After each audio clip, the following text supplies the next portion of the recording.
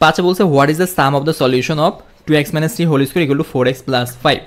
So এটা কি বলছে, সাম অফ দ্য সলিউশন, অর্থাৎ কি এখানে যে দুইটা সলিউশন বের হবে, ধরলাম একটা এ একটা বি, এই এ প্লাস বিটাই হচ্ছে এখানে জানতে চাইছে সাম অফ দ্য সলিউশন, মানে হচ্ছে সলিউশন দুইটার যোগফল।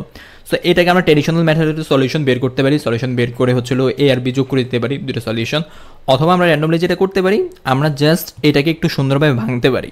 কীভাবে ভাঙবো? So 2x whole square 2x - 3 whole স্কোয়ারে কী হয়, 4x square minus 12x plus 9 equal to 4x plus 5।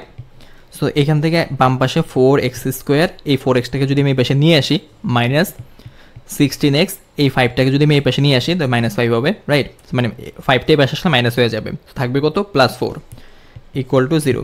So এখান থেকে দেখেন 4 কিন্তু কাটাতে 4 দিয়ে ভাগ করা যায়, 4 দিয়ে ভাগ করলে x স্কোয়ার, এখানে ভাগ করলে 4x, এখানে ভাগ করলে 1 ইকুয়াল টু 0। এবার আপনি দেখেন এখানে সাম অফ দ্য সলিউশন, রাইট?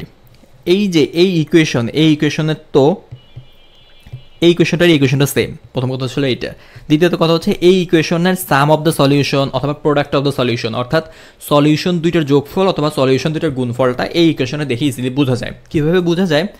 এইটা হবে হচ্ছিল -b/a, -b/a কী হবে, -b/a হবে হচ্ছিল সাম অফ দ্য সলিউশনস, -b/a হবে কি some of the solutions. So -b/a কি, এখন b K a K, b হচ্ছে তো -4, এটা আপনি বুঝতে পারতেছেন, b যে -4 এটা তো বোঝা যাচ্ছে। সো a কে, a হচ্ছিল 1, সো আপনি এখানে কী বসাবেন, -4, এর ভ্যালু কত, 1। সো কত আসে, -1 কাটা 4। সো 4 হচ্ছে কি, 4 হচ্ছে হইলো এই যে ইকুয়েশনটা দেওয়া আছে এই ইকুয়েশনটার যোগফল, মানে এই ইকুয়েশনের যে দুইটা সলভ বের হবে, যে দুইটা সমাধান থাকবে, দুইটা এক্স ভ্যালু থাকবে সমাধান হিসেবে, ওই দুইটার যোগফল হচ্ছিল কত, যোগফল হচ্ছিল 4। সো এটা কি, এটা হলো অ্যান্সার। সেম ম্যাথ আপনি ডেসমসে যদি এই কোয়েশনটা এভাবে বসায় দেন, কি বের হবে, দুটো সলিউশন বের হবে, দুটো যোগ করে দিবেন 4 আসবে। অথবা আপনি সরাসরি এইটার সমাধান বের করে ফেলবেন, এই যে এই ইকুয়েশনটা সমাধান বের করে ফেলবেন, সমাধান বের করে দুটো যোগ করে দিবেন 4 আসবে।